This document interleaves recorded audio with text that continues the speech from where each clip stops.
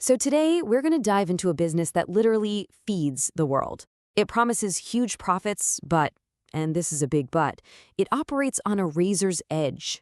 We are talking about exporting perishable goods, a high-stakes game where success is measured in degrees Celsius and hours on a clock. You get one little thing wrong, and you could lose absolutely everything. And look, that's not just some dramatic quote. It is the daily reality of this business. Just think about it for a second. A single broken cooling unit, one missing form, or a few hours of delay at customs. Any one of those can turn a container of beautiful, valuable produce into just worthless waste. The risk isn't partial, it's total. But here's the flip side. With that kind of insane risk comes some incredible rewards. Just look at these numbers.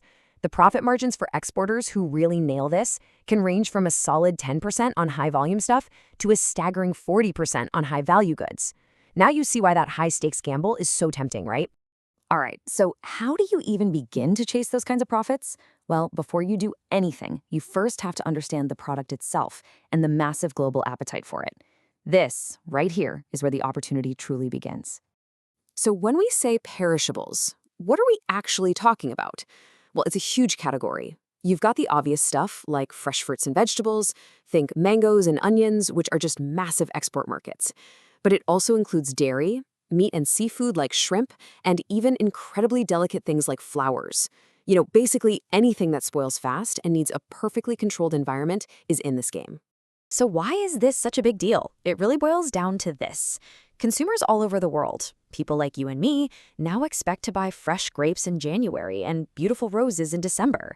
Regions that can't grow things year-round, like the UAE, or places with opposite seasons, like Europe and the USA, are constantly looking to fill those seasonal gaps. They absolutely depend on imports. And that's exactly where you, the exporter, come in. Okay, so the demand is there. It's real. But before you can even dream about shipping your first container, you have to build your foundation. This part is all about getting your essential toolkit in order, and it starts with the paperwork. And believe me, it is non-negotiable. Now, I know this might look like a mountain of bureaucracy, but think of it as your license to operate on the world stage. The Import-Export Code, that's your basic ID. Then you've got things like a PETA registration for agricultural products and the FSSAI license for food safety. That phytosanitary certificate, that's what proves to the other country that your goods are pest-free. Without this entire checklist, your shipment is going absolutely nowhere. So once you're all set up legally, you've got a big decision to make. Sourcing. Where do you get your stuff? On one hand, you can go straight to the farms. This gives you the best margins and total control over quality, but it means you have to build really strong relationships and manage all the quality checks yourself. The other option? Buy from aggregators. It's way more flexible, but your margins will probably be lower, and you have way less of a direct say over the product's quality. All right, now we're getting to the heart of the entire operation. I'm not kidding, this is the most critical, most technical part of exporting perishables. It's a process so important, they call it a chain, because if even one single link breaks, the whole thing falls apart, and your shipment is ruined. So let's be super clear here. The cold chain isn't just a refrigerated container. No, it is an unbroken series of temperature-controlled steps. From the second it's harvested, to pre-cooling, to the packing house, onto the truck, into the container, and all the way to a supermarket shelf on the other side of the world, that temperature has to be precisely maintained. No exceptions. And look at how precise this has to be. It's not a one-size-fits-all deal. No way. Grapes need to be kept just barely above freezing. But if you put a mango at that temperature, it's completely ruined. It needs a much warmer 12 to 13 degrees Celsius. And then you've got frozen shrimp at a frigid -18. Every single product has its own perfect, non-negotiable temperature. Now, the final link in that unbreakable cold chain is the transport itself. And your choice here is a classic trade-off: speed versus cost. Air freight is incredibly fast, which is perfect for high-value items like fresh flowers or berries that have a super short shelf life. But man, is it expensive. For your bulkier, hardier items like onions or anything frozen, sea freight in a refrigerated reefer container is way more cost-effective, even though it takes a lot longer. Okay, we've talked about the product, the paperwork, and the process. Now let's talk about what really matters: the money. How do you actually structure the business to manage all these costs and, turn a profit? So, where does all the money go? Well, as you can see, procurement, just buying the product, is a huge slice of the pie.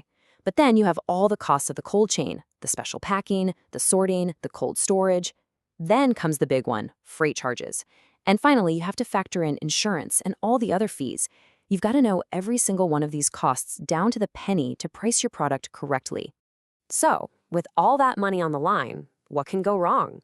Well, a lot. Spoilage is the #1 fear, the stuff of nightmares for exporters. Then there's getting your shipment rejected at the port for some quality issue. Prices can crash while your goods are still out on the ocean. Your buyer could delay payment, and you are always, always at the mercy of the weather. Each one of these is a potential disaster. Okay, that was scary. But don't worry, for every risk, there is a defense. This is how you protect yourself. Export insurance is an absolute must-have. For payments, you have to insist on getting some money up front or use a secure method like a letter of credit. To prevent spoilage, you use these little temperature data loggers inside your containers to prove the cold chain was never broken. And of course, strict quality control and not putting all your eggs in one basket are your other key shields. Of course, none of this matters if you don't have someone to sell to. Finding buyers means you have to attack from all angles. Big international trade fairs are fantastic for meeting people face-to-face. Digital platforms can connect you with literally thousands of importers. You can even use government resources like importer databases and embassy contacts to find legitimate partners out there. We've covered the opportunity, the toolkit, the science, and the business model, so let's pull it all together into a clear, simple, actionable plan to get you from this idea to your very first shipment. So here it is, your path forward, broken down into 5 manageable steps. First, don't try to export everything at once. Pick one product and become an expert in it. Second, find that one great, reliable sourcing partner. Third, just get all that paperwork done. Then, and this is so important, don't risk a fortune, start with a small trial shipment.